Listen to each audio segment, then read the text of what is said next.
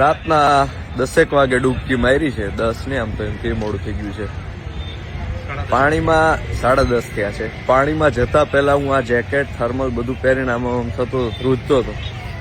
પાણીમાં ડૂબકી મારી બહાર આવી અને અત્યારે વગર જેકેટે પણ હું એમનામ ઊભો હતો. અત્યારે જેકેટ મેં પહેર્યું છે પણ વગર જેકેટે હું ઊભો હતો અને ઠંડી ગાયબ થઈ ગઈ છે. જબરજસ્ત ઘટના છે આ બધી.